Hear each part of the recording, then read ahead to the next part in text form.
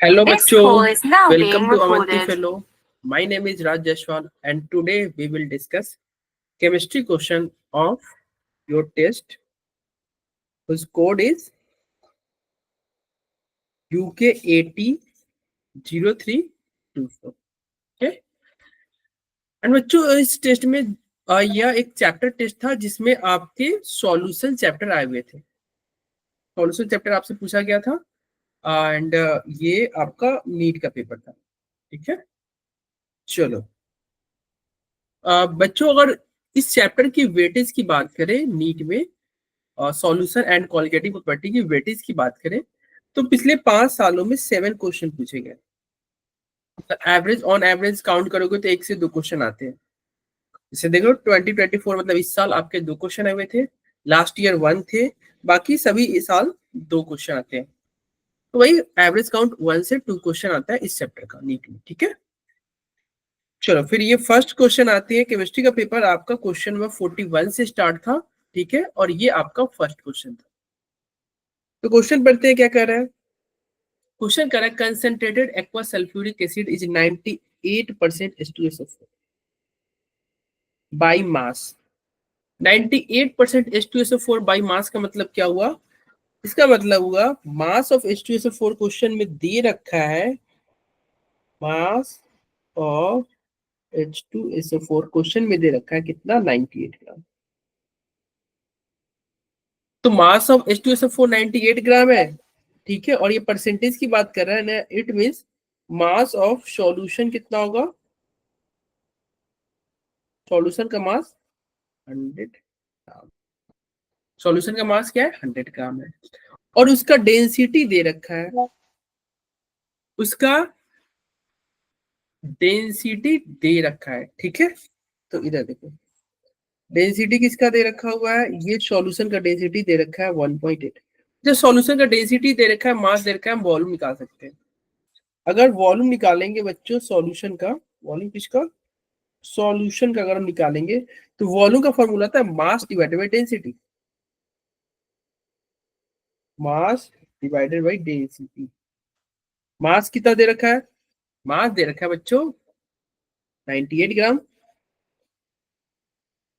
And नहीं, मास कितना दे रखा है, ये सॉल्यूशन का निकाल रहे हैं ना, तो सॉल्यूशन का मास दे रखा है 100। क्या है हमारा? 100।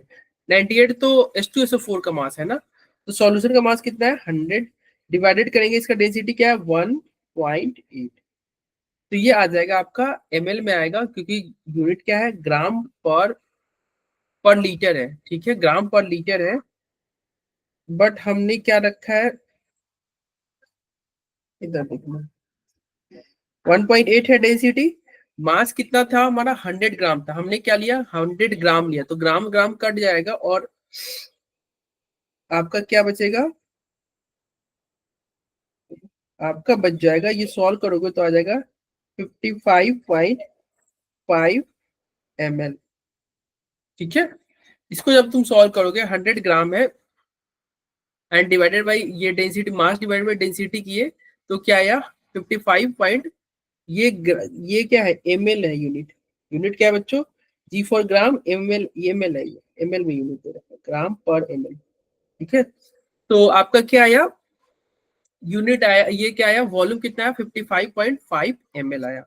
अगर इसको हम लीटर में कन्वर्ट करेंगे तो बच्चों, तो लीटर में कन्वर्ट करेंगे तो आ जाएगा 0.055 लीटर। ठीक है, 1000 से डिवाइड करेंगे और कुछ नहीं। तो वॉल्यूम ऑफ सॉल्यूशन आ गया। ठीक है, वॉल्यूम ऑफ सॉल्यूशन आ गया। अब आते हैं आगे, क्वेश्चन पढ़ते हैं। क्वेश्चन कह रहा है volume of acid required to make 1 litre of 0.1 m H2SO4 solution. कह रहा है ये जो आपने ले रखा है ना, ये जो दे रखा है, इसका कितना वॉल्यूम यूज करोगे कि आपका सॉल्यूशन तैयार होगा। क्या?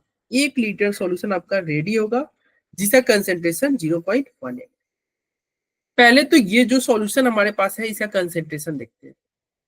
जो हमारे पास सॉल्यूशन है इसका कंसेंट्रेशन यानी कि मोलारिटी देखते हैं। मोलारिटी का फॉर्मूला क्या होता है? मोल divided by volume of solution. Mole divided by volume. तो मोल कैसे निकलेगा? मास ऑफ H2SO4 कितना दे रखा है? 98। H2SO4 का मोलर मास कितना होता है? 98। वॉल्यूम कितना था लीटर में? 0.055। कितना था? 0.055 इन लीटर। अब इसको सॉल्व करेंगे तो क्या आया? ये कट जाएगा 98 से, 98 कटेगा, मोलारिटी आया 1/0.055। ये आपका मोलारिटी है। तो जो क्वेश्चन में दे रखा था कंसेंट्रेटेड एक्वस, मतलब क्या दे रखा था? कंसेंट्रेटेड एक्वस H2SO4 है जो कि 98% बाई मास है, उसका डेंसिटी दे रखा है, और आपके बोल रहा है कि ये जो आपको जो गिवन है, मतलब H2SO4 कंसेंट्रेटेड H2SO4 वाला एक सॉल्यूशन है जिसका डेंसिटी दे रखा है, कितना परसेंट H2SO4 है ये दे रखा है, और आपको बोल रहा है कि ये जो है, जो आपको गिवन है, इसका कितना वॉल्यूम हम लेंगे, इस एसिडिक सॉल्यूशन का कितना वॉल्यूम लेंगे जिससे हमारा एक सॉल्यूशन रेडी हो। सॉल्यूशन का क्वांटिटी कितना होना चाहिए? 1 लीटर होना चाहिए। मोलारिटी कितना होना चाहिए? 0.1 m होना चाहिए। तो हमें क्या, हमने एक फॉर्मूला आपने बच्चों पढ़ा होगा क्या? एक फॉर्मूला होता है M1V1 is equal to M2V2। M1V1 is equal to M2V2। ठीक है, तो उसको अब अप्लाई करते हैं। M1 अभी जस्ट हमने निकाला, क्या था? 1/0.055। तो हम क्या लिखेंगे? 1/0.055 into volume V1 is equal to, volume ये पूछ रहा था ना क्वेश्चन में वॉल्यूम पूछा है ना, तो वॉल्यूम हम लिख देंगे। एंड फिर क्या कह रहा है? M2 क्वेश्चन में दे रखा है, क्वेश्चन में दे रखा था आपका, देखो कह रहा है ना कि कितना M2 रहना चाहिए? 0.1, और लीटर कितना? 1 लीटर। तो M2 की जगह पे क्या लिख देंगे हम? 0.1 इंटू V2 की जगह पे 1 लीटर। तो यहां से सॉल्व करेंगे तो V1 क्या आ जाएगा? V1 आ जाएगा बच्चों आपका, ये इधर जाएगा तो मल्टीप्लाई होकर क्या बचेगा?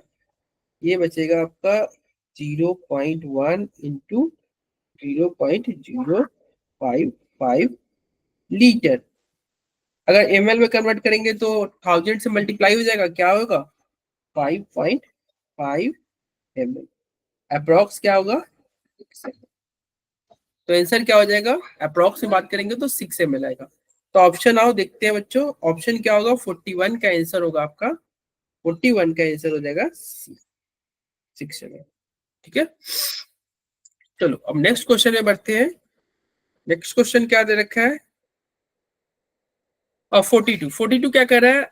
Eight 25 degree Celsius the highest osmotic pressure is exhibited by 0.1 molarity solution. Molarity सबका दे रखा है और आपसे पूछ रहा है किसका ऑस्मोटिक प्रेशर सबसे ज्यादा होगा। तो ऑस्मोटिक प्रेशर का फॉर्मूला हम जानते हैं बच्चों, क्या होता है? Pi is equal to ICRT।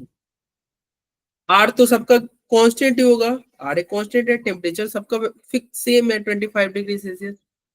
सी भी तुम्हारा क्वेश्चन में गिवन है, यानी कि सबका सी भी सेम है, यानी कि पाई डायरेक्टली प्रोपोर्शनल टू आई। जिसका आई ज्यादा उसका ऑस्मोटिक प्रेशर ज्यादा। अगर आई निकालोगे, आई का वैल्यू, ग्लूकोज ग्लूकोज नहीं टूटता है तो इसका आई हो जाएगा 1। यूरिया भी नहीं टूटता है इसलिए इसका भी आई का वैल्यू 1।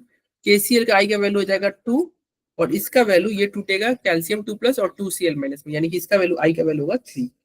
आई सबसे ज्यादा किसका है? ऑप्शन सी का। तो ऑस्मोटिक प्रेशर सबसे ज्यादा किसका होगा? ऑप्शन सी का। तो 42 का आंसर क्या हो गया? टी। ठीक है, एक इजी क्वेश्चन था ये। आगे बढ़ते हैं। अब आता है क्वेश्चन नंबर 43। 43 क्या कह रहा है? 25 gram of each of the following gases are taken.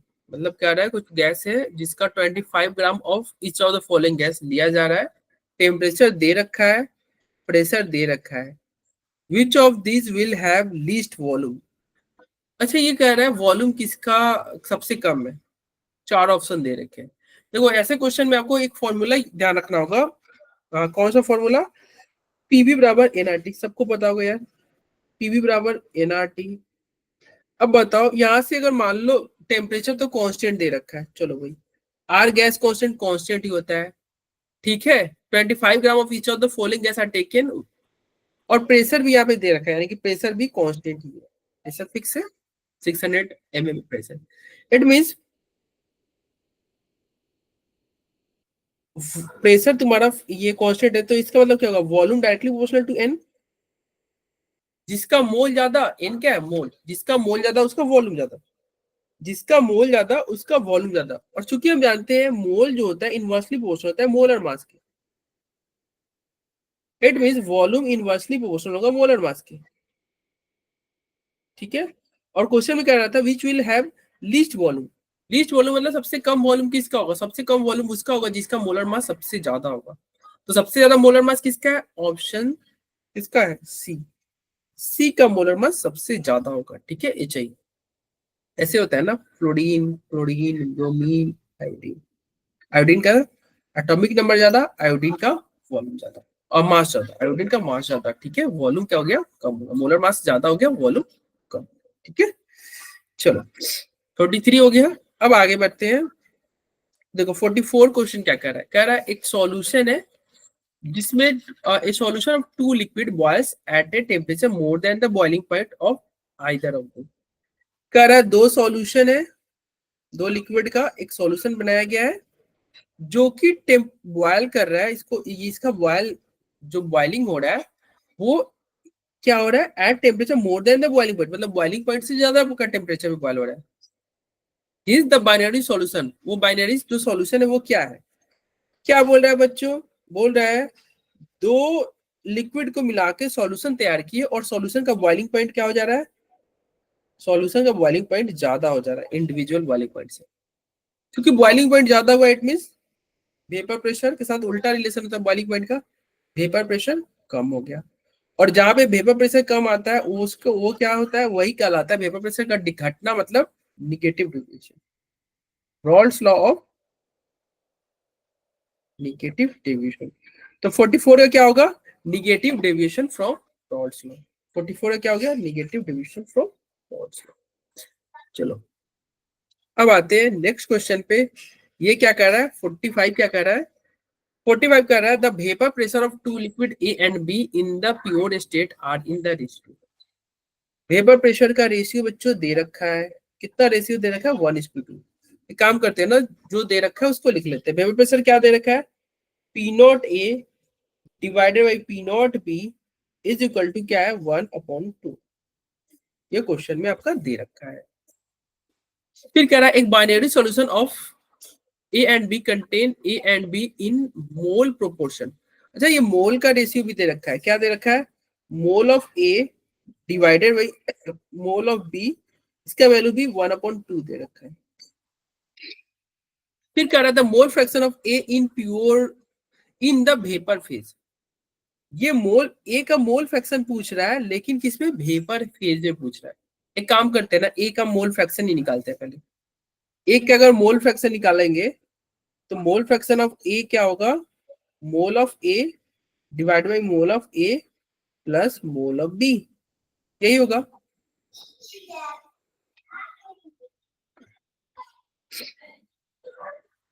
ठीक है, mole of A and B हो गया। चलिए तो मोल फ्रैक्शन का ये अगर वैल्यू हम पुट करेंगे, काम करते हैं, वैल्यू देखो मोल का रेशियो दे रखा है ना 1:2, क्वेश्चन में दे रखा है। तो हम यहाँ पे लिख सकते हैं ना, मोल ऑफ ए का वैल्यू 1 हो गया, mole of A plus mole of B. B का मोल कितना है, बी 2 मोल था।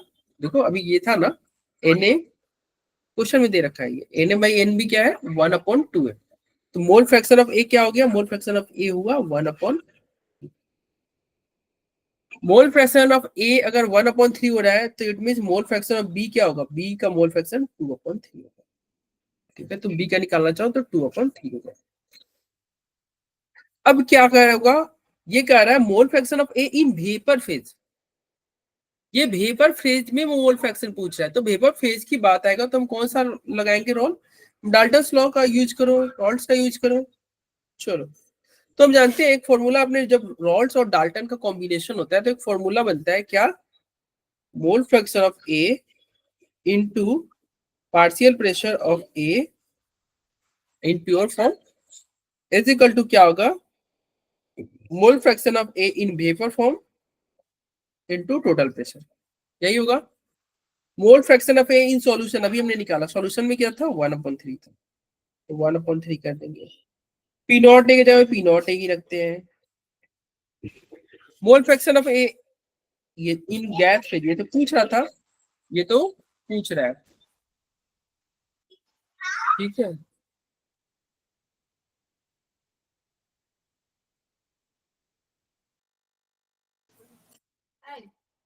अब देखो इधर क्या है,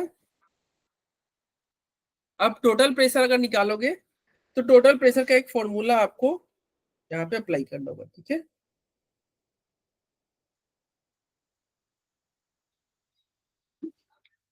टोटल प्रेशर का एक फॉर्मूला आप जानते हो क्या होता है, टोटल प्रेशर निकाला होगा एक से इंटू, दो ही कंपोनेंट है ना, ए और बी है, तो हम लिख देते हैं एक से mole fraction of A into P naught A plus mole fraction of B into P naught, यही होगा।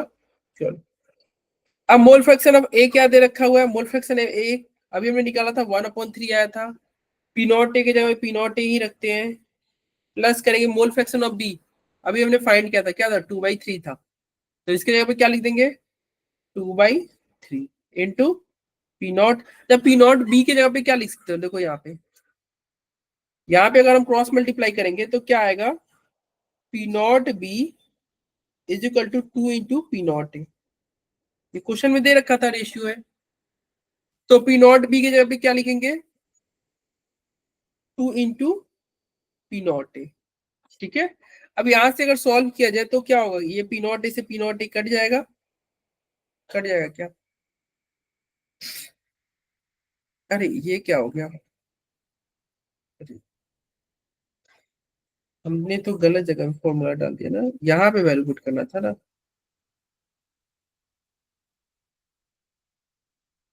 देखो क्या आया था, हमारा आया था P naught B is equal to 2 P naught A, P naught B क्या था 2 पी नॉट ए का, तो हमें यहाँ पे वैल्यू पुट करना था ना पी नॉट बी का, तो 2/3 क्या हो जाएगा, पी नॉट बी का वैल्यू क्या आया हमारा, पी नॉट बी का वैल्यू आया था 2 पी नॉट ए, तो यहाँ पे हम क्या लिखेंगे, यहाँ पे हम लिख देंगे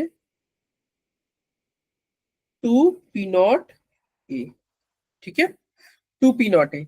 अब इसको बच्चों सॉल्व करेंगे तो क्या होगा, ये टोटल प्रेशर था, सॉल्व करेंगे तो होगा हमारा 5/3 पी नॉट ए, टोटल प्रेशर क्या हुआ 5/3 पी नॉट ए।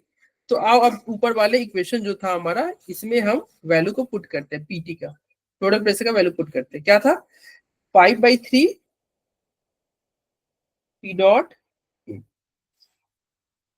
टोटल प्रेशर यही था ना, अभी हमने जस्ट निकाला ना, क्या है टोटल प्रेशर, तो इसका वैल्यू जब पुट करोगे तो क्या आया 5/3 पी नॉट ए। अब यहाँ पे सॉल्व करेंगे तो क्या आएगा, पी नॉट ए से पी नॉट ए अब कट जाएगा, तो मोल फ्रैक्शन ऑफ ए क्या आ जाएगा इन गैसियस फेज, 3 से 3 गया, 3 से 3 जाएगा और ये इधर आएगा तो क्या बचेगा 1/5 हो जाएगा, जो कि 0.2 कहलाएगा, तो आंसर क्या आ गया आपका 0.2 है, ठीक है। तो 45 का क्या आंसर हो जाएगा, फिर 45 का आंसर हो जाएगा आपका ए। ये क्वेश्चन में क्या कर रहा था, क्वेश्चन में कह रहा था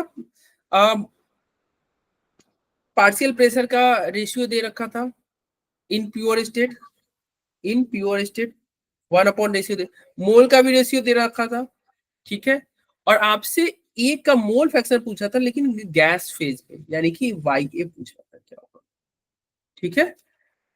तो हमने सबसे पहले मोल फ्रैक्शन निकाला सॉल्यूशन फेज में, दोनों का ए और बी का, फिर हम रॉल्स एंड डाल्टन का कॉम्बिनेशन वाला इक्वेशन यूज किए थे, एंड जब यहाँ पे हम देख रहे हैं हमें टोटल प्रेशर चाहिए था, तो इसलिए हम टोटल प्रेशर को फाइंड किए थे, टोटल प्रेशर का यहाँ पे हमने फाइंड किया, एंड जैसे ही टोटल प्रेशर का वैल्यू आया इसको हमने पुट किया इस इक्वेशन में, इसको हम इक्वेशन हम करते हैं इक्वेशन 1 मान लेते हैं, इक्वेशन 1 में अगर तुम वैल्यू पुट करोगे तो तुम्हारा आंसर आ जाएगा, ठीक है।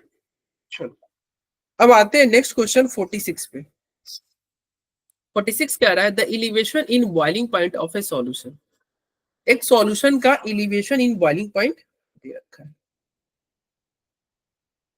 the elevation in boiling point of solution of 13.44 gram of CuCl2 in 1 kg of water using the information, अच्छा ये एलिवेशन इन बॉइलिंग पॉइंट ही पूछ रहा है, ये आपसे पूछ रहा है डेल्टा टीवी, ठीक है। तो डेल्टा टीवी का फॉर्मूला क्या होता है बच्चों, डेल्टा टीवी होता है आई इंटू के बी इंटू मोडालिटी, मोडालिटी के लिए हम क्या ले सकते हैं, mass of solute into 1000 divided by mass of solvate into molar mass of solute, ठीक है। और यहाँ पे मास किस में जाएगा, यहाँ पे हम डालेंगे ग्राम में, क्योंकि ऊपर हम 1000 मल्टीप्लाई कर दिया। तो चलो बच्चों सबका वैल्यू पुट कर दो। CuCl2 है ना, तो इसका आई का वैल्यू क्या होगा, आई का वैल्यू 3 हो जाएगा। ठीक है, आई का वैल्यू क्या हो जाएगा 3। तो यहाँ पे 3 लिखेंगे। केवी का वैल्यू दे रखा है क्वेश्चन में 0.52। ए का वैल्यू भी क्वेश्चन में दे रखा है 13.44 gram into 1000 divide by B. B का वैल्यू क्वेश्चन में दे रखा है क्या, 1 kg सॉल्व वाटर, सॉल्वेंट क्या है 1 kg है, तो 1 kg मतलब 1000 gram into molar mass. Molar मास कितना होगा CuCl2 का, तो Cu यहाँ पे 63.5 है और Cl2 का मतलब हो जाएगा 71। तो मोलर मास कितना हो जाएगा 71 और 63, इट मींस 134। सॉल्व करेंगे तो क्या होगा, ये तो कट जाएगा 10 टाइम्स में। ठीक है, एंड ये जब इसको सॉल्व करेंगे तो हमारा आ जाएगा 0.16। ठीक है, तो यही पूछा था, डेल्टा टीबी का ही वैल्यू पूछा था, तो डेल्टा टीबी का वैल्यू क्या हो गया ए। 46 से क्या आ जाएगा ए हो जाएगा। ठीक है, चलो नेक्स्ट क्वेश्चन में चलते हैं बच्चों। ये क्या कह रहा है, कह रहा है if molality of the dilute solution is double. कह रहा है यदि मोलालिटी जो है उसको हम डबल कर दे, तो वैल्यू ऑफ मोलर केफ पे क्या होगा, अरे यार केफ तो किस पे डिपेंड करता है, ये तो नेचर ऑफ सॉल्वेंट पे डिपेंड करता है। मोलालिटी पे तो केफ डिपेंड करता ही नहीं है, तो अनचेंज होगा ना। तो 47 का आंसर क्या होगा, अनचेंज। ठीक है, चलो 48 पे आते हैं। 48 कह रहा है फॉर ए डाइल्यूट सॉल्यूशन, एक डाइल्यूट सॉल्यूशन है तो रॉल्स लॉ स्टेट है। रॉल्स लॉ क्या कहता है डाइल्यूट सॉल्यूशन के लिए, हमने यही पढ़ा था ना, relative lowering in vapour pressure क्या होता है, इक्वल होता है मोल fraction of solute, mole fraction of solute. तो कौन सा ऑप्शन होगा, तो 48 का देखो, 48 का relative lowering of vapour pressure is equal to mole fraction of solute. हाँ भाई यही होगा, यही होगा। ठीक है, रिलेटिव लोअरिंग होता है, यहाँ पे क्या दे रखा है, ये केवल लोअरिंग दे रखा है, नहीं ये तो रॉन्ग हो गया। अमाउंट ऑफ सॉल्यूट पे थोड़ी होता है, मोल फ्रैक्शन ऑफ सॉल्यूट होता है ना। ये क्या करता है, vapour pressure of the solution is equal to the mole vapour pressure, नहीं ना, relative lowering in vapour pressure. तो अब आते हैं 49 पे। 49 कह रहा है when 10 gram of a non volatile solute is dissolve. A का वैल्यू क्या दे रखा है 10 ग्राम, 10 ग्राम दे रखा है ना। मास ऑफ सॉल्यूट क्या दे रखा है 10 gram, is dissolve in 100 gram of benzene, यानी कि मास ऑफ सॉल्वेंट बी कितना दे रखा है 100 ग्राम दे रखा है। ठीक है, it raises boiling point by 1 degree. इससे क्या हो रहा है, ये बॉइलिंग पॉइंट कितना इंक्रीज कर रहा है, डेल्टा टी का वैल्यू दे रखा है 1। कह रहा है the molar mass of the solute, solute का मोलर मास बता दो। तो देखो एलिवेशन इन बॉइलिंग पॉइंट का फॉर्मूला लगाओ यार, डेल्टा टीवी इक्वल टू क्या होता है, आई के बी ए इंटू 1000 मोलालिटी, इसको हम लिख देते हैं A to 1000 divide by B M. अब आई का वैल्यू क्या दे हुआ हमारा, नॉन वोलेटाइल है ना, तो इट मीन आई का वैल्यू क्या हो जाएगा, आई का वैल्यू तो 1 हो जाएगा। ठीक है, तो यहाँ पे काम करते हैं, नीचे लिखते हैं डेल्टा टीवी क्वेश्चन में दे रखा था, डेल्टा टीवी कितना दे रखा था 1, आई भी कितना हुआ 1। ठीक है, एंड तुम्हारा के बी का वैल्यू क्या दे रखा है 2.53, क्या है 2.53 into 1000 divide by B, mass of solvent कितना है, बी कितना है 100 ग्राम, 100 लिख लीजिए, और मोलर मास तो पूछ रहा है। अब इसको सॉल्व करेंगे तो ये 100 से 1000 का 2 जीरो गया, तो मोलर मास कितना हो जाएगा भाई, मल्टीप्लाई हो जाएगा, तो कितना बचेगा,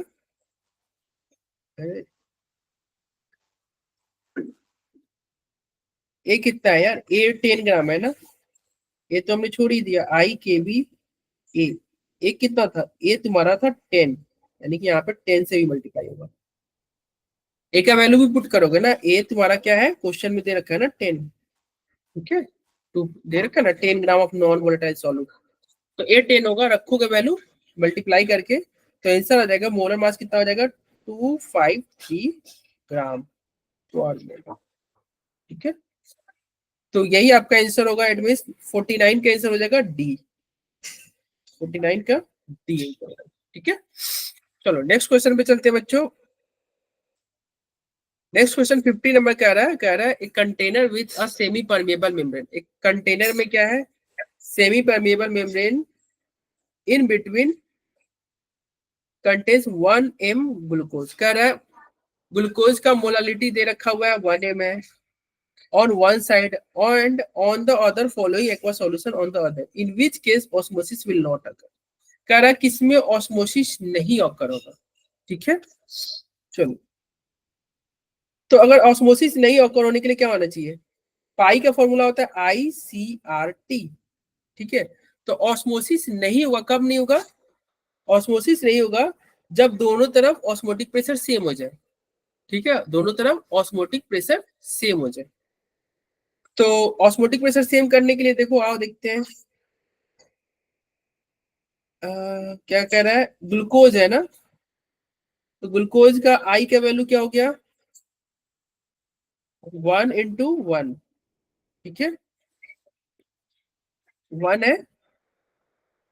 ठीक है, आई एंड सी की वैल्यू है आई इंटू सी क्या है, 1:1।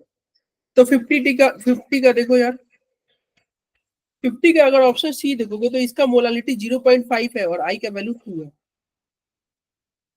आई का वैल्यू 2 है, मोलालिटी 0.5 है, अगर मल्टीप्लाई करोगे तो 1 आ जाएगा। और जो तुम्हारा क्वेश्चन में था क्या, ग्लूकोज, ग्लूकोज का तुम्हारा अगर आई इंटू एम करोगे, आई इंटू टी करोगे तो 1, आई का वैल्यू 1 हो गया और क्वेश्चन में एम का वैल्यू भी 1 ही दे रखा है।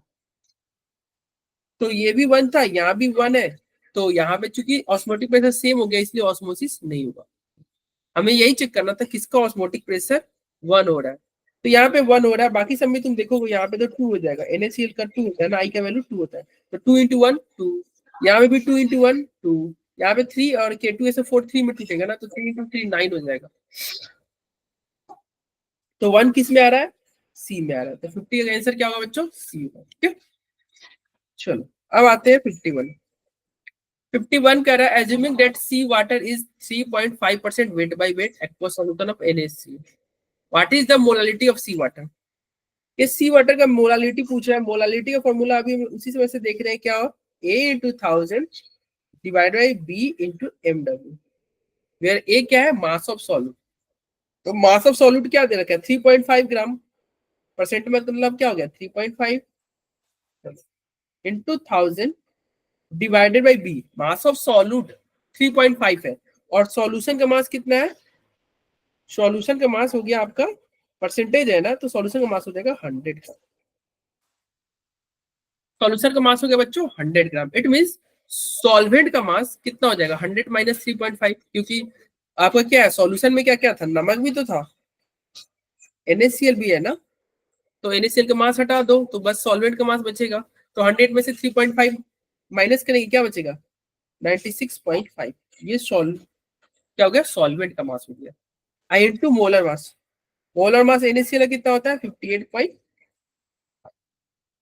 तो इसको सॉल्व करेंगे तो हमारा क्या आ जाएगा, ये सब कट जाएगा एंड बचेगा आपका 0.6। ठीक है, क्या बचा 0.6 एम बचा। तो 51 का क्या हो जाएगा बच्चों, 51 का हो गया डी। अब आते हैं नेक्स्ट क्वेश्चन। नेक्स्ट क्वेश्चन कह रहा है boiling point of water at 750 mm of Hg is 99.48 degrees Celsius. How much sucrose must be added to 500 gram of water so that it boils at 100 degrees? अच्छा, ये boiling point pure water का दे रहा है, boiling point of water, इस pressure पे boiling point कितना है 99.48, और कुछ ऐड कर रहे हो तो बॉइलिंग पॉइंट कितना हो जा रहा है 100। तो हम जानते हैं डेल्टा टीवी बराबर क्या होता है, डेल्टा टीवी बराबर होता है केवीएम। ठीक है, केवीएम यानी केवी सुक्रोज है ना, तो इसका I1 होगा, तो हम आई लिखे या ना लिखे कोई फर्क नहीं पड़ेगा, तो हम क्या लिख दें केवीएम यानी कि A × kV A × 1000 divide by B mW। अब डेल्टा टीवी का वैल्यू क्या होगा, पहले तुम्हारा बॉइलिंग पॉइंट कितना था 99.48, ऐड किए तो बॉइलिंग पॉइंट कितना हो गया 100, यानी कि चेंज कितना हो रहा है, तो 100 माइनस 99.48 इट मींस 0.52 का चेंज हो रहा है। केबी का वैल्यू क्वेश्चन में दे रखा है यार, कितना होगा 0.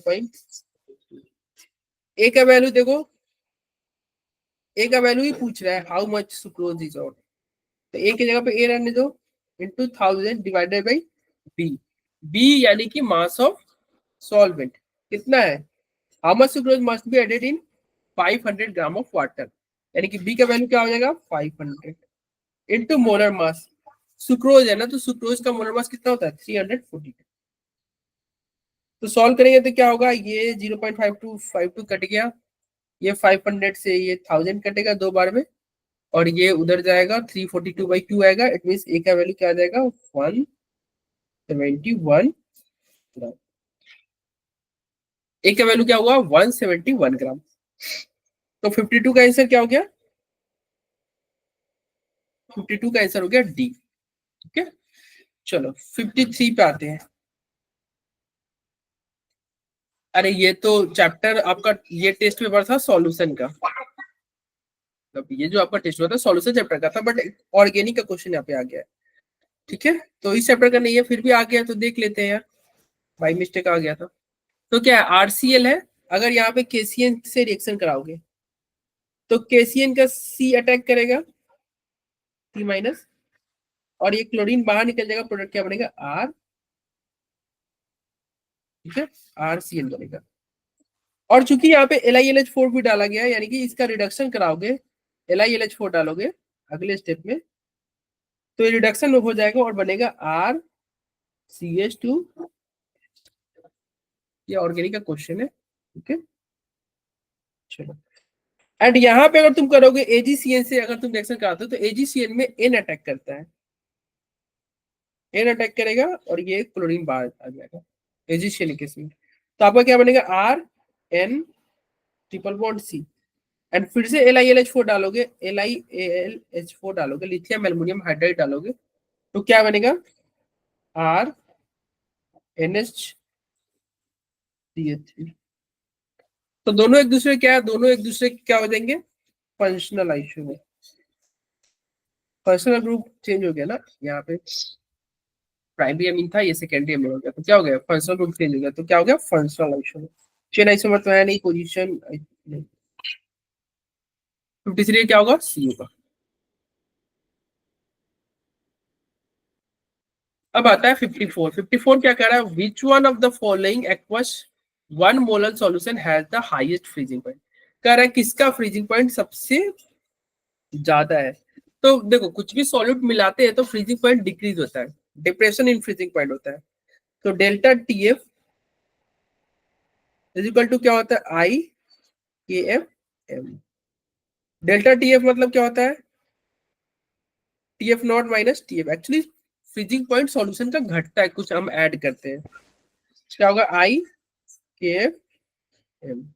ठीक है, अब यहां से हम देख रहे हैं इसके आगे माइनस लगा हुआ है, ये सॉल्यूशन वाला है, it means TF inversely proportional I के, यहां से हम देख सकते हैं TF जो है आई के इनवर्सली प्रोपोर्शनल है, लेकिन जिसका आई ज्यादा उसका फ्रीजिंग पॉइंट कम, और ये पूछ ही रहा है कि इसका फ्रीजिंग पॉइंट क्या पूछ रहा है, has the highest freezing point, highest freezing point का मतलब होता है आई का वैल्यू क्या होना चाहिए कम होना चाहिए, क्योंकि उल्टा रिलेशन है, आई कम होगा तभी फ्रीजिंग पॉइंट ज्यादा होगा, फ्रीजिंग पॉइंट किसका सॉल्यूशन का, सबसे कम आई क्या किसका है, और देखो ये यूरिया, यूरिया का तो आई 1 होता है यार, इस ये नहीं, बैरियम क्लोराइड जो तुम्हारा नहीं होगा, पोटेशियम ब्रोमाइड ये सब टूटेंगे, आई नहीं कम अमोनियम सल्फेट नहीं होगा, तो इसका क्या होगा 54 का ए होगा, यूरिया, यूरिया का आई 1 होता है, सबसे कम है, यानी कि फ्रीजिंग पॉइंट सबसे ज्यादा। चलो, अब आता है क्वेश्चन नंबर 55, 55 क्या कर रहा है, if a sucrose solution elevation in boiling point, sucrose solution के लिए एलिवेशन इन बॉइलिंग पॉइंट दे रखा है, कितना दे रखा हुआ है 0.1 डिग्री सेल्सियस, फिर कह रहे थे what will be the elevation in boiling point of NaCl, जैसे सुक्रोज की जगह पे अगर NaCl का सॉल्यूशन हो जाए, ठीक है, जिसका मोलर कंसंट्रेशन वगैरह सब कुछ सेम रहे, तो ये पूछ रहा है elevation in boiling point, sucrose का एलिवेशन इन बॉइलिंग पॉइंट दे रखा है आपको NaCl सॉल्यूशन के लिए एलिवेशन इन बॉइलिंग पॉइंट पूछ रहा है। काम करते हैं, सुक्रोज वाला के लिए हम 1 लेते हैं, इसको 1 मानते हैं, सॉल्यूशन 1, NaCl को सॉल्यूशन 2 मानते हैं। ठीक है, तो फॉर्मूला क्या होता है? फॉर्मूला होता है डेल्टा टीबी, पहले वाले के लिए निकालने तो delta TB1 is equal to I1 kbm। और अगर दूसरे सॉल्यूशन यानी कि NaCl के लिए निकालोगे तो क्या होगा? Delta TB2 is equal to I2 kb। KB KB अगर रेशियो ले लेंगे तो केबी केबी कट जाएगा, एम कट जाएगा, क्योंकि क्वेश्चन में दे ही रखा था कि दोनों का कंसंट्रेशन सेम है। डेल्टा TB1 इसका वैल्यू तो दे रखा हुआ है कितना? 0.1 क्वेश्चन में दे रखा है, तो इसका वैल्यू 0.1 हो जाएगा। तो रेशियो लिए तो हमारा क्या हो जाएगा? 0.1 divided by delta TB2 is equal to क्या हो जाएगा? I1। सुक्रोज का I क्या वैल्यू 1 होता है, NaCl का I का वैल्यू 2 होता है। क्रॉस मल्टीप्लाई करोगे क्या हो जाएगा? Delta TB2 is equal to 0.2। यही आपका आंसर हो जाएगा। क्या हो गया? 0.2 हो गया। तो 52 का क्या होगा?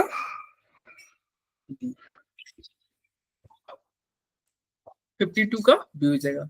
चाहते तो आप ऐसे भी इसको सॉल्व कर सकते थे। देखो डेल्टा टीबी क्या होता है? डेल्टा टीबी डायरेक्टली प्रोपोर्शनल होता है आई के। ठीक है, डेल्टा टीबी का फॉर्मूला होता है ना आई के बी एम, तो एम तो सेम ही है सब में, के बी सेम ही है, तो डेल्टा टीबी किसके डायरेक्टली प्रोपोर्शनल? आई। पहले आई का वैल्यू क्या था? सुक्रोज केस में आई का वैल्यू 1 था, NaCl में आई का वैल्यू 2 हो गया। आई का वैल्यू क्या हो रहा है? 2 गुना हो रहा है, ट्वाइस हो रहा है। It means elevation in boiling point में क्या होगा? 2 गुना होगा, ट्वाइस होगा। यानी कि पहले का 0.1 था, बाद में 0.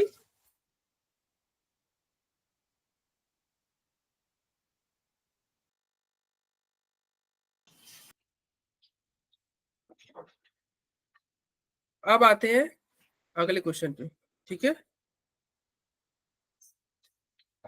क्वेश्चन कह रहा है in a mixture of A and B, एक मिक्सचर है जिसमें ए एंड बी है, कंपोनेंट शो निगेटिव डेविएशन। क्या कर रहा है ये? कैसा डेविएशन शो कर रहा है? निगेटिव डेविएशन शो कर रहा है। ठीक है, क्योंकि निगेटिव डेविएशन शो कर रहा है, इट मींस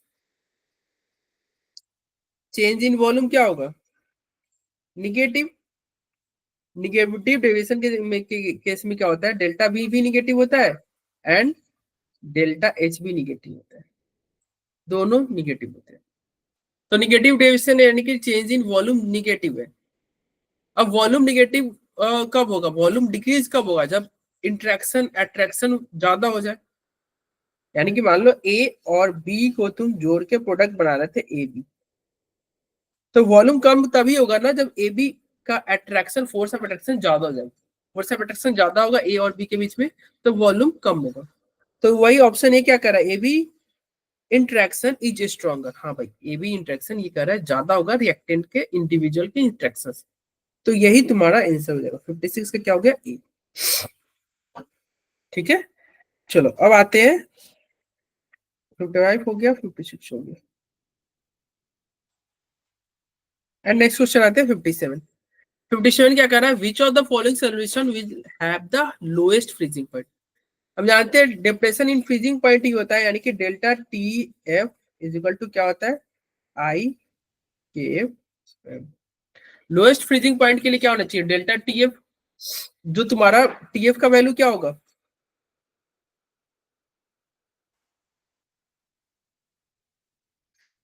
अगर तुम्हारा आई बढ़ेगा तो फ्रीजिंग पॉइंट, अभी हमने देखा था ना, फ्रीजिंग पॉइंट ऑफ सॉल्यूशन क्या था? टीएफ इज इक्वल टू क्या था?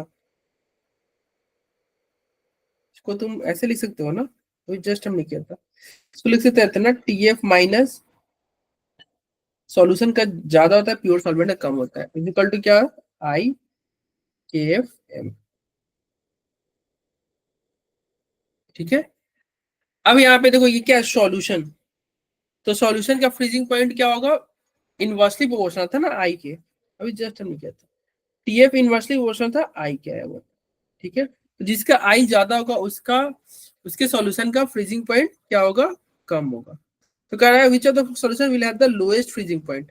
लोएस्ट फ्रीजिंग पॉइंट मतलब आई का वैल्यू ज्यादा, आई ज्यादा रहेगा तो फ्रीजिंग पॉइंट सबसे कम होगा। तो 57 का तुम आई निकालते जाओ यार, इस ये कितने पार्ट में टूटेगा, ये दो एक तीन में टूटेगा, तीन में टूटेगा। 0.01 इंटू 3 करोगे, इसको ये 2 से मल्टीप्लाई करना होगा, इसको इसको 3 से मल्टीप्लाई करना होगा। हाँ तो ये देखो, ये सबसे ज्यादा है ना, ये 0.1 था, ये 0.1 था, ये 0.15 ज्यादा है, और 3 से मल्टीप्लाई कर रहे हो, ज्यादा है। तो आई का वैल्यू सबसे ज्यादा इसी के केस में होगा। ये तो एक वीक होएगा ना, ये वीक इलेक्ट्रोलाइट है ना डी वाला, तो ये उतना अच्छे से टूटेगा नहीं। तो तुम्हारा 57 में क्या होगा, बी, इसका आई का वैल्यू ज्यादा है। ठीक है, आई का वैल्यू ज्यादा है, यानी कि product of I into M ज्यादा है इसका, आई इंटू एम ज्यादा है, बाकी सबका आई इंटू एम कम है। और हम देख ही रहे delta T F I into M पे डिपेंड करता है, आई इंटू एम पे डिपेंड करता है। अब नेक्स्ट क्वेश्चन चलते हैं 58। 58 क्या कर रहा है, the depression in freezing point for 1 M urea, 1 M glucose, 1 M NaCl। देखो सबका मोलालिटी सेम ही है। जब मोलालिटी सेम है तो आई पे डिपेंड करेगा। यूरिया का आई क्या होता है, 1 होता है, ग्लूकोज का आई 1 होता है, NaCl का आई 2 होता है। तो रेशियो क्या होगा, 1:1:2। ठीक है, अभी हमने देखा ना डिप्रेशन इन फ्रीजिंग पॉइंट का फॉर्मूला क्या था, डेल्टा टी एफ क्या था, आई के एफ एम। एम तो सबका सेम है, के एफ तो कांस्टेंट होगा, तो आई पे डिपेंड करेगा। तो आंसर क्या हो जाएगा, 58 का आंसर हो जाएगा 1:1:2। तो 1:1:2 किस में है, बी में। तो 58 का क्या आंसर होगा, बी होगा। ओके, चलो 58 हो गया। अब आते हैं नेक्स्ट, बढ़ते हैं 59। 59 कह रहा है 2.5 litre of 1 M NaOH solution is mixed, मतलब दो सॉल्यूशन आपको मिक्स्ड कर रहे हो। 2.5 लीटर ऑफ 1 एम NaOH, इसको मिक्स कर रहे हो 3 litre of another solution of NaOH। और ये जो प्रोडक्ट जो नया बनेगा उसका then that has a molarity, उसका मोलारिटी दे रखा है, नहीं क्या देगा, that has a molarity of इतना, find out the molarity of resultant solution. अच्छा, ये रिजल्टेंट सॉल्यूशन का मोलारिटी पूछ रहा है। तो देखो जब भी मिक्स करते हैं तो क्या होता है, एक फॉर्मूला होता है, दो सॉल्यूशन को मिक्स कर रहे हो तो क्या होगा, MB is equal to M1V1 plus M2V2।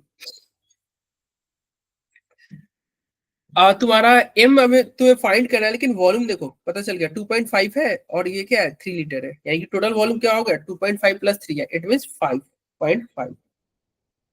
तो 5.5 लिख दो, इज इक्वल टू M1 का वैल्यू दे रखा है ना 1 लिखो, वॉल्यूम क्या है 2.5 प्लस M2 का वैल्यू क्या दे रखा है 0.5, वॉल्यूम क्या दे रखा है, M2 का वॉल्यूम 3 लीटर है, कितना है 3 लीटर। तो सॉल्व करेंगे तो हमारा M क्या आ जाएगा, M आ जाएगा तुम्हारा 4 divided by 5.5, that means 0.73 molarity. यही आपका आंसर हुआ। तो कौन सा ऑप्शन हुआ, 59 का ऑप्शन सी। 59 का हो गया आपको बच्चों ऑप्शन सी हो गया। ठीक है, चलो अब आगे बढ़ते हैं, नेक्स्ट क्वेश्चन पे चलते हैं। कह रहा है which has minimum osmotic pressure, osmotic pressure के लिए क्या होता है, pi is equal to ICRT। It means pi क्या होगा, डायरेक्टली क्वेश्चन होगा I इंटू सी, जिसका I इंटू सी ज्यादा उसका पाई ज्यादा। ठीक है, ऑस्मोटिक प्रेशर ज्यादा। तो देखो सबका वो, ये तुम्हारा वॉल्यूम तो सेम दे रखा है, हटाओ यार, ये ग्लूकोज है, ग्लूकोज का आई क्या होगा 1, NaCl का आई 2, यूरिया का आई 1। ठीक है, मोलारिटी सबका यहाँ पे, इसका 1 है, इसका 1 है, इसका 2 है, तो मोलारिटी भी इसका ज्यादा है 2। ठीक है, और ये 1 हो गया।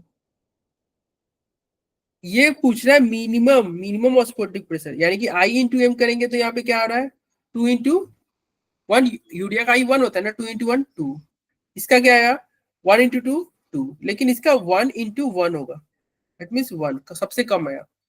तो सबसे कम आया तो इसलिए 60 का आंसर क्या हो जाएगा, 60 का आंसर ए हो जाएगा। ठीक है,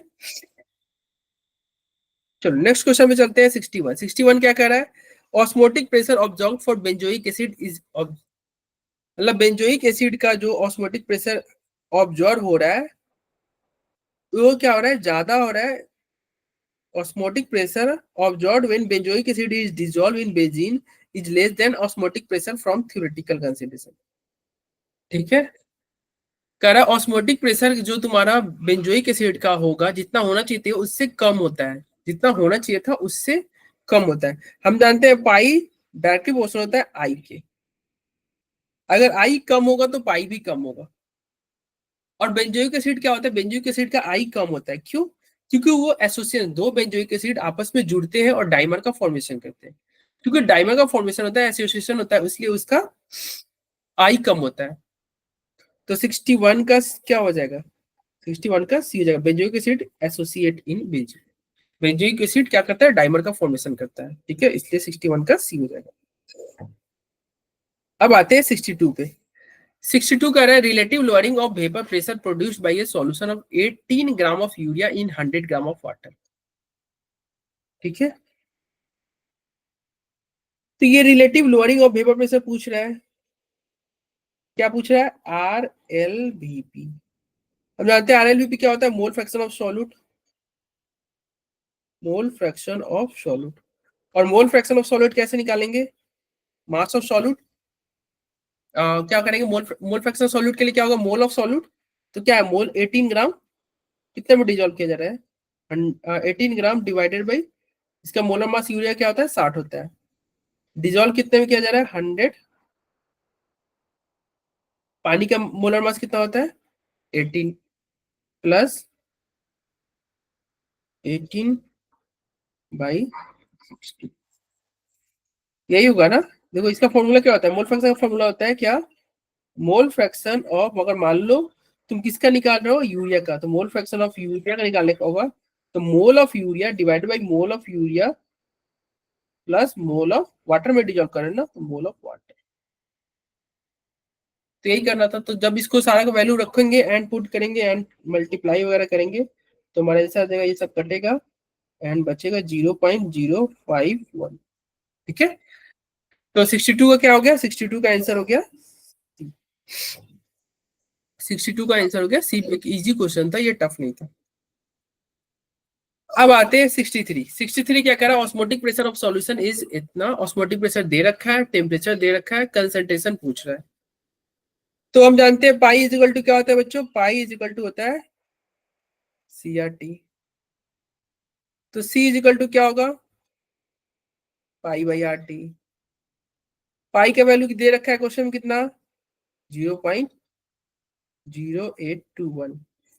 आर का वैल्यू हमें पता है, आर का वैल्यू भी इतना ही होता है, 0.0821। टेम्परेचर कितना हो जाएगा, 300 दे रखा है, ऊपर से ऊपर ये कट गया, क्या बचा, 1/300। 1/300 को क्या लिख सकते हैं, 0.3 इंटू, जब काटोगे तो क्या आएगा, 0.3 इंटू 10⁻²। तो इसका आंसर क्या हो गया, 63 का हो गया सी। 63 का आपका आंसर सी हो गया।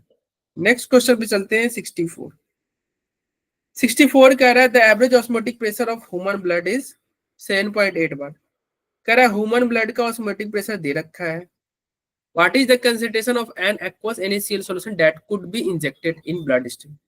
कह रहा है हमें इंजेक्ट करना है, ठीक है, एक सॉल्यूशन इंजेक्ट करना है NaCl का अब ब्लड में। चूंकि यहाँ पे इंजेक्ट करना है तो ऑस्मोटिक प्रेशर दोनों का सेम होना चाहिए, नहीं तो गड़बड़ हो जाएगी। तो ऑस्मोटिक प्रेशर दोनों का सेम होना चाहिए, इट मींस आइसोटोनिक सॉल्यूशन होना चाहिए, पाई 1 बराबर होना चाहिए पाई 2 के। पाई 1 का वैल्यू दे रखा है, कितना दे रखा है, 7.8।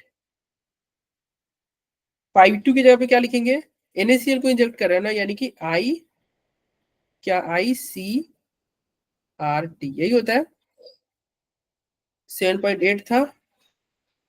आई का वैल्यू NaCl केस में क्या होगा, आई का वैल्यू 2 हो जाएगा। कंसेंट्रेशन ही तो पूछ रहा था ना, यस कंसेंट्रेशन पूछ रहा था, तो C2 लिख दो। R क्या होगा, 0.0821। टेम्परेचर दे रखा है 27, यानी कि केल्विन में लेंगे तो 300। सबको सॉल्व करेंगे, क्या बचेगा, C2 इज इक्वल टू क्या होगा, 7.8 डिवाइड बाई 2 इंटू 0.0821 इंटू 300। ये सब कटेगा, क्या बचेगा, ये बचेगा आपका 0.16। आंसर आपका आ जाएगा, क्या आ जाएगा, 0.16। तो 64 का आंसर क्या हो गया, 64 का आंसर हो गया ए। ठीक है, अब चलते हैं नेक्स्ट क्वेश्चन पे 65। 65 कह रहा है which of the following aqua solution has the highest boiling point.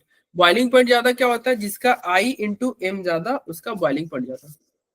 Delta TB directly question होता है आई इंटू एम। कैसे होता है हमें पता है, delta TB is equal to क्या होता है, आई के बी एम। तो केबी तो कांस्टेंट है तो केबी को हटाओ, आई इंटू एम। अब देखो सबका एम तो सेम है, सबका एम सेम है, यानी कि जिसका आई ज्यादा उसका डेल्टा टीबी ज्यादा, उसका बॉइलिंग पॉइंट ज्यादा। तो आई देखते जाओ, इसका आई का वैल्यू 2 होगा, इसका आई का वैल्यू 3 होगा, इसका वैल्यू आई का वैल्यू 4 होगा, एंड इसका आई का वैल्यू 5 होगा। सबसे ज्यादा आई का वैल्यू क्या है ऑप्शन बी में। ऑप्शन बी में आई का वैल्यू सबसे ज्यादा है, इट मींस आंसर क्या होगा बी। इजी क्वेश्चन था, ठीक है। चलो अब आते हैं नेक्स्ट क्वेश्चन 66 क्या कह रहा है, which of the following is not a colligative property. क्या वेपर प्रेशर और प्योर लिक्विड सॉल्वेंट क्या ये कॉलगेटिव प्रॉपर्टी है, नहीं भाई ये कहाँ colligative property. Elevation in boiling point ये है, ये भी कॉलगेटिव प्रॉपर्टी है, ये भी है, यानी कि आंसर कौन होगा 66 का ए। ये क्या पूछा था, नॉट पूछा था, कौन कॉलगेटिव प्रॉपर्टी नहीं। फिर कह रहा है which of the following is correct for a solution showing positive division. Positive division होगा इट मींस उसका वॉल्यूम ज्यादा होगा, डेल्टा एच ज्यादा होगा, उसका वॉल्यूम भी ज्यादा होगा, चेंज इन वॉल्यूम भी ज्यादा होगा, चेंज इन इंथैल्पी भी ज्यादा होगा, क्योंकि पॉजिटिव डिविजन कर रहा है। तो 67 का क्या हो जाएगा, ए हो जाएगा। इजी क्वेश्चन है ये भी।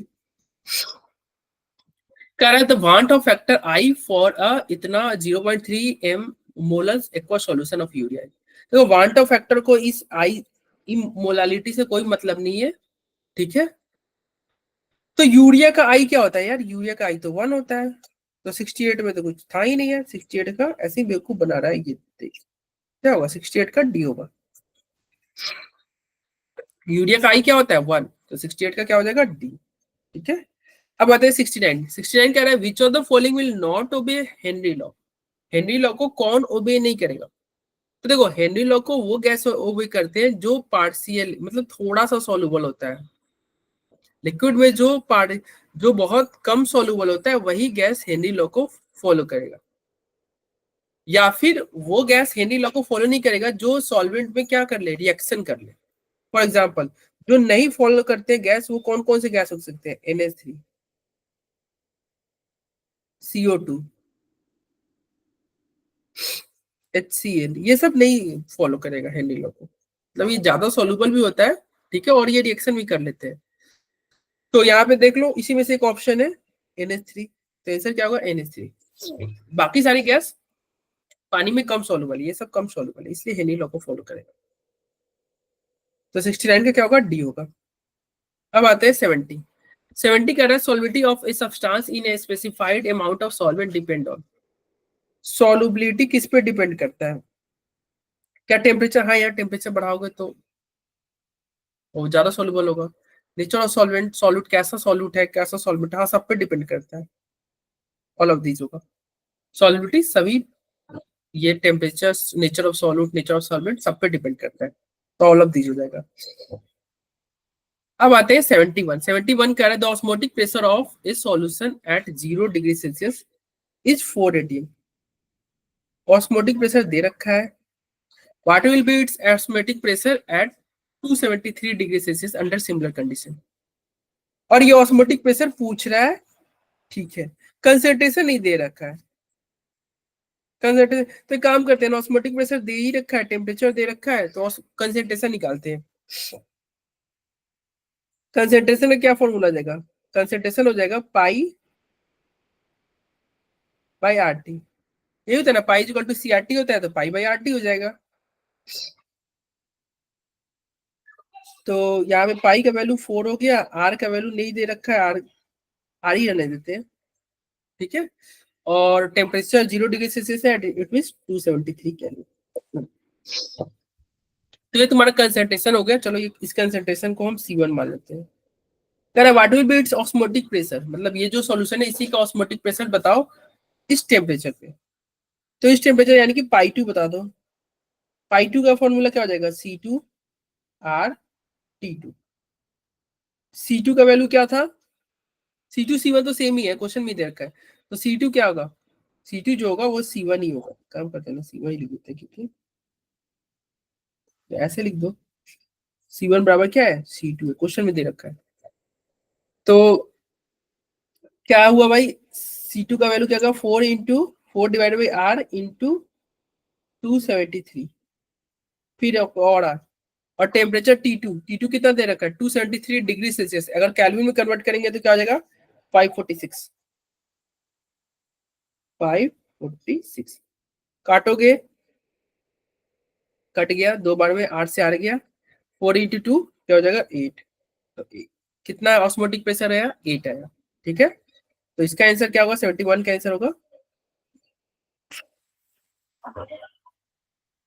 71 का आपका बी हो जाएगा। चलो अब नेक्स्ट क्वेश्चन पे आते हैं। क्या नेक्स्ट क्वेश्चन कह रहा है, which of the following gases will have minimum value of KH at same temperature. ये मिनिमम वैल्यू पूछ रहा है, केएच का मिनिमम वैल्यू किसका होगा। देखो हमें पता है क्या, सॉल्युबिलिटी जो होता है, हेनरी लॉ में आपने पढ़ा होगा, सॉल्युबिलिटी जो होता है इनवर्सली प्रोपोर्शनल होता है केएच के। मतलब जितना ज्यादा केएच होगा उसका सॉल्युबिलिटी उतना ही कम होगा, और अगर केएच का वैल्यू कम है तो सॉल्युबिलिटी ज्यादा है। तो इन सभी गैस में सबसे ज्यादा सॉल्युबल कौन है, CO2। स्प्राइट वगैरह में भी CO2 रहता है, तो CO2 सबसे ज्यादा सॉल्युबल है, इट मींस केएच का वैल्यू सबसे कम किसका है, CO2 का। और ये एक सबसे कम ही पूछ रहा था, तो सबसे कम केएच का वैल्यू किसका है, CO2 का। तो 72 का क्या होगा, बी हो जाएगा। ठीक है, चलो अब नेक्स्ट क्वेश्चन आता है, वांट ऑफ फैक्टर आई। ये तो फॉर्मूला ही पूछ दिया यार, आई का फॉर्मूला क्या होता है, तो ये हम जानते हैं ना, normal molar mass divided bye observed molar mass, ये फॉर्मूला ही पूछ दिया। तो 73 क्या हो जाएगा, बी हो जाएगा। 73 का आपका बी हो जाएगा, normal molar mass divided bye observed molar mass. Normal molar mass मतलब क्या होता है, मतलब जो भी एसोसिएशन डिसोसिएशन होने से पहले, एसोसिएशन और डिसोसिएशन होने से पहले जो मोलर मास था, डिवाइडेड बाई एसोसिएशन और डिसोसिएशन होने के बाद जो मोलर मास होता है। ठीक है, तो ये फॉर्मूला ही पूछ दिया हुआ था। चलो आगे बढ़ते हैं।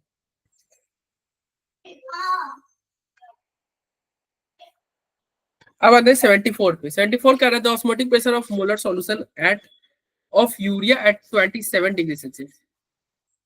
ऑस्मोटिक प्रेशर पूछ रहा है।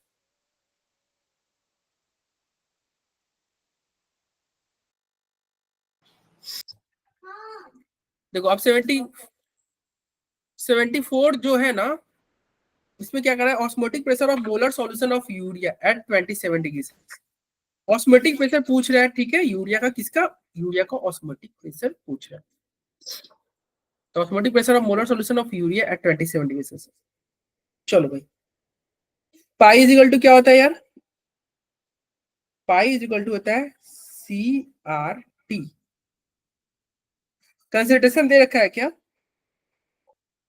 मोलर सॉल्यूशन दे रखा है, यानी कि मोलारिटी क्या हो गया, 1, मोलारिटी 1, आर की जगह पे हम 0.0821, टेम्परेचर दे रखा है कितना, 27, यानी कि 300 केल्विन।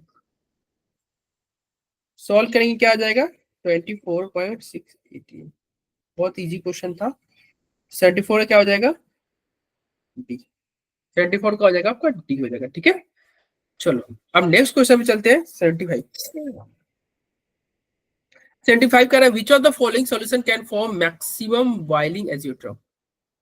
कौन सा इसमें मैक्सिमम बॉइलिंग एजियोट्रॉप बना का फॉर्मेशन कर रहा है। तो मैक्सिमम बॉइलिंग एजियोट्रॉप का मतलब क्या होता है, मैक्सिमम बॉइलिंग एजियोट्रॉप अभी हमने देखा था ना। मैक्सिमम बॉइलिंग एजियोट्रॉप मतलब कौन, अच्छा ये मैक्सिमम बॉइलिंग एजियोट्रॉप कौन बनाता है, जो नॉन आइडियल सॉल्यूशन हो, निगेटिव डिविजन हो। नॉन आइडियल सॉल्यूशन हो कैसा, निगेटिव डिविजन। अगर नॉन आइडियल सॉल्यूशन है निगेटिव डिविजन वाला तो मैक्सिमम बॉइलिंग एजियोट्रॉप बनाता है। ठीक है, और निगेटिव डिविजन का मतलब क्या होता है, delta H less than 0, delta be less than 0। ठीक है, delta H less than 0 it means exothermic. कैसा रिएक्शन, एक्सोथर्मिक। अब देखो इसमें एक्सोथर्मिक रिएक्शन कौन है यार, HCl में वाटर डालो, एक स्ट्रॉन्ग एसिड में जब भी वाटर डालोगे तो तुम्हारा जो बीकर होगा, कंटेनर होगा, वो गर्म हो जाता है, एक्सोथर्मिक रिएक्शन होता है। तो 75 वाला एक्सोथर्मिक रिएक्शन है, इसलिए क्या होगा, ये मैक्सिमम बॉइलिंग एजियोट्रॉप बनाएगा। ये क्या बनाएगा, मैक्सिमम बॉइलिंग एग्जिट। चलो अब आते हैं 76 पे, कह रहा है which will have minimum value of boiling point. Minimum value of boiling point पूछ रहा है, ठीक है। तो minimum value of boiling point वही फिर से हो गया डेल्टा टीवी, डायरेक्टली प्रोपोर्शनल होगा आई इंटू एम।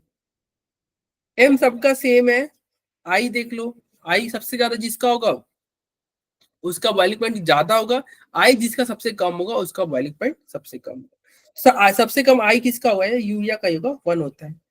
तो 76 का क्या होगा, ए। यूरिया का आई सबसे कम है। चलो फिर से ऑर्गेनिक का क्वेश्चन आ गया, हालांकि ये टेस्ट आपका ऑर्गेनिक नहीं था, लेकिन एक और ऑर्गेनिक का क्वेश्चन आ गया था बाई मिस्टेक।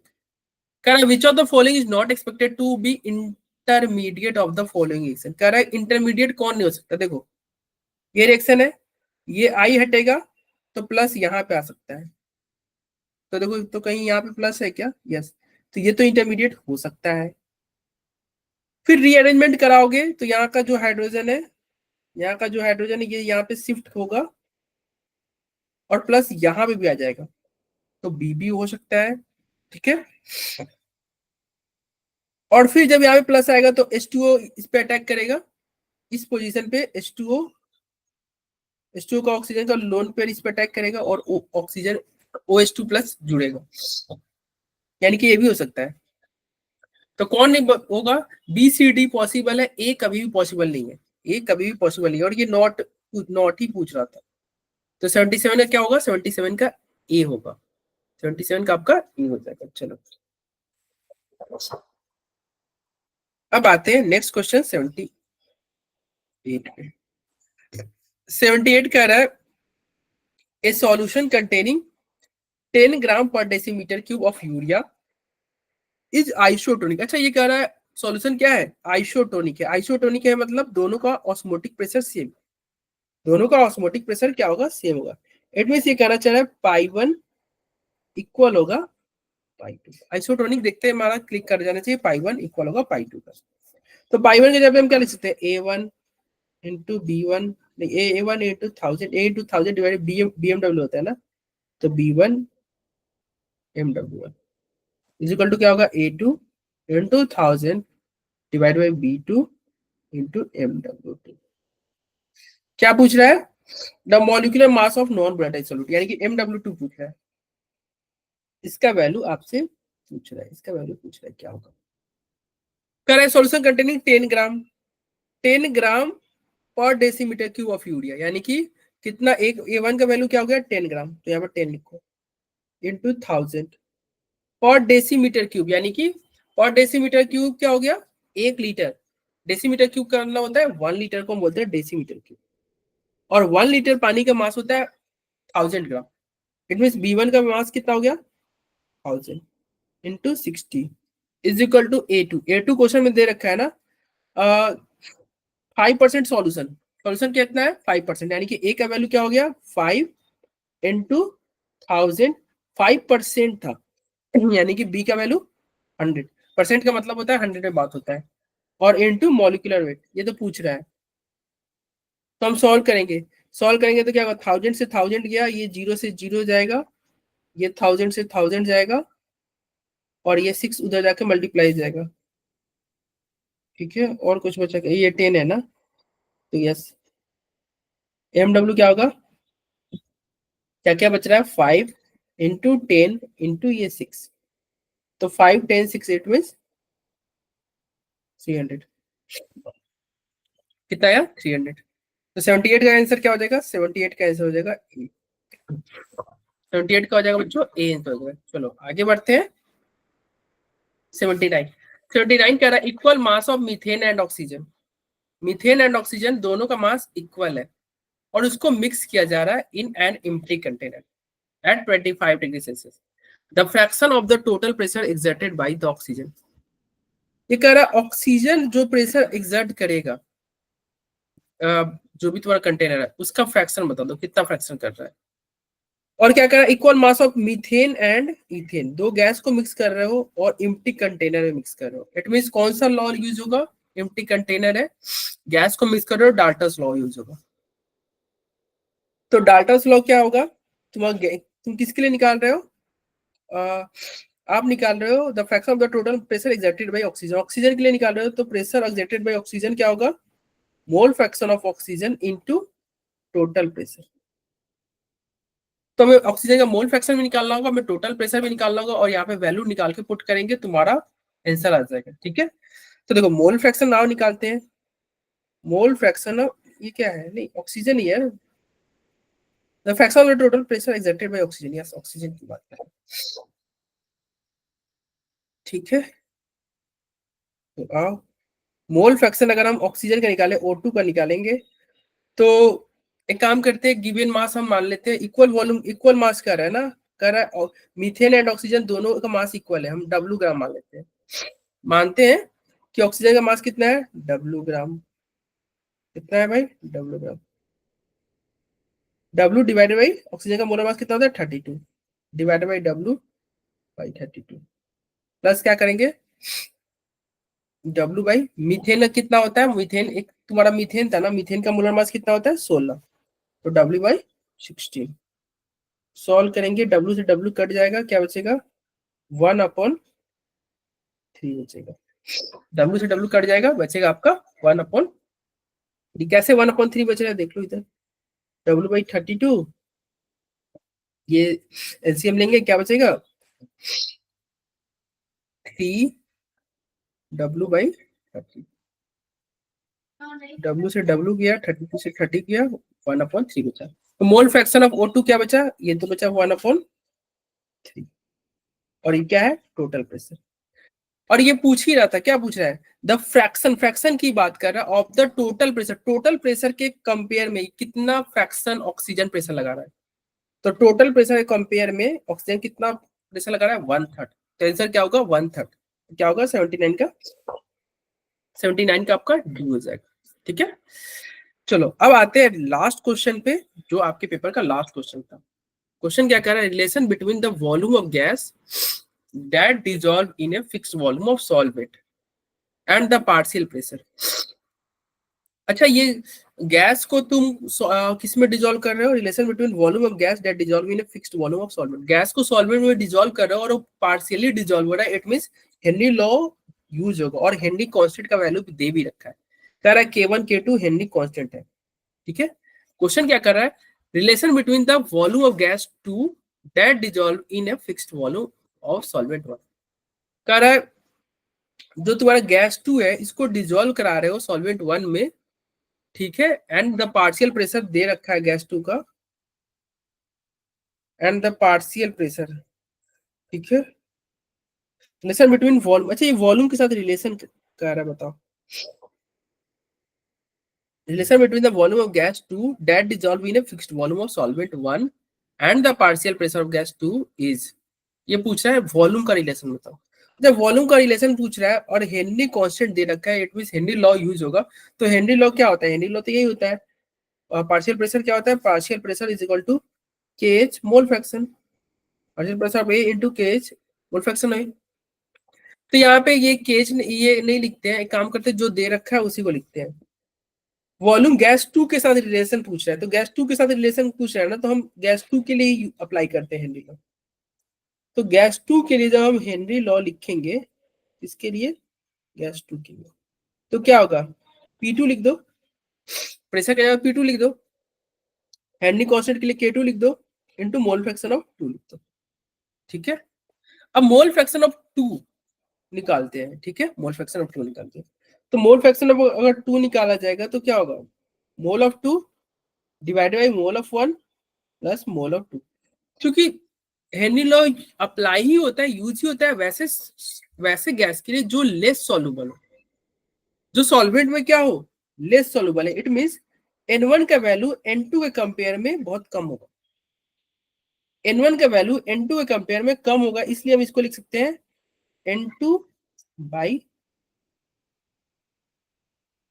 अरे उल्टा क्या बोल दिया यार, N2 का निकाल रहे हो ना, N2 का तुम मोल फ्रैक्शन निकाल रहे हो, ठीक है, तो N2 क्या था, N2 तो तुम्हारा जो तुम्हारा गैस था वो ले रहे थे, तो गैस N2 क्या है, गैस है, तो गैस तुम्हारा कम सॉल्युबल है, N1 क्या है, N1 तुम्हारा सॉल्वेंट था, N1 तुम्हारा सॉल्वेंट, मतलब N1 में तुम डिजोल्व करा रहे थे। देखो क्वेश्चन में पढ़ो, क्वेश्चन में देखो क्या कह रहा था, relation between the volume of gas two dissolve हो रहा है गैस वन में in a fixed volume of solvent one.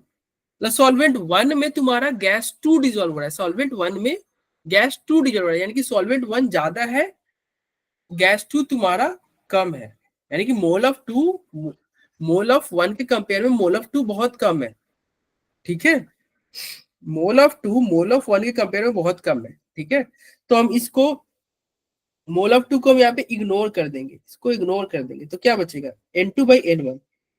तो मोल फ्रैक्शन क्या आएगा, N2/N1 आएगा। मोल फ्रैक्शन क्या हो गया भाई, N2/N1। तो इस इक्वेशन में मोल फ्रैक्शन का वैल्यू पुट कर देंगे, लेकिन K2 भी आपको हटाना होगा। देखो K2, एक काम करते हैं, ये जो था ना इसको इक्वेशन 1 माने थे, इसे पुट कर दिया। P2 इज इक्वल टू क्या हो गया, K2 into N2 divided N1।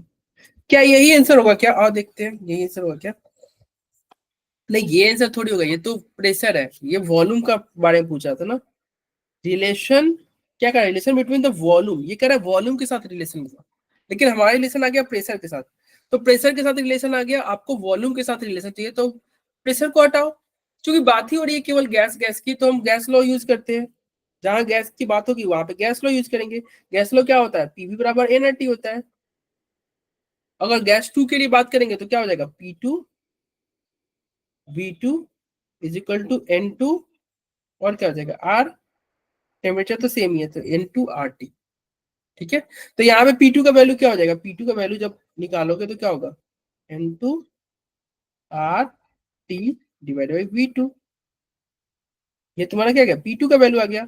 अब इस P2 का वैल्यू अगर मान लो इसको इक्वेशन 2 माने, तो इक्वेशन 2 में अगर P2 का वैल्यू पुट करोगे तो क्या होगा, N2RT divide by V2 is equal to K2 N2/N1, यही होगा। अब देखो जो कटने वाला होगा उसको कटा देते हैं, क्या कटने वाला है, N2 से N2 जाएगा, और क्या कर सकता है, N2 से N2 गया, और क्या कर सकता है भाई, और कुछ करने वाला है क्या, नहीं और तो कुछ करता हुआ दिख नहीं रहा। वॉल्यूम के साथ रिलेशन पूछा, यानी कि वॉल्यूम आपको एक साइड ले जाओ, साइड ले गया वॉल्यूम, और क्रॉस मल्टीप्लाई करेंगे तो क्या होगा, तुम्हारा ये N1 उधर जाएगा, N1RT डिवाइडेड बाई K2, यही आपका रिलेशन आएगा answer, N1RT divided by K2। N1RT divided by K2 कहाँ है भाई, तो इस 80 का आंसर क्या हो जाएगा, ये रहा NRT/K2। ठीक है, 80 का क्या हो गया, 80 का आंसर ए हो गया। तो इसी के साथ ये आपके जितने भी केमिस्ट्री क्वेश्चन आए हुए थे आपके सॉल्यूशन चैप्टर टेस्ट में, वो हमने डिस्कस कर लिए। आई होप आपको सारे क्वेश्चन समझ में आए होंगे। Bye and thank you.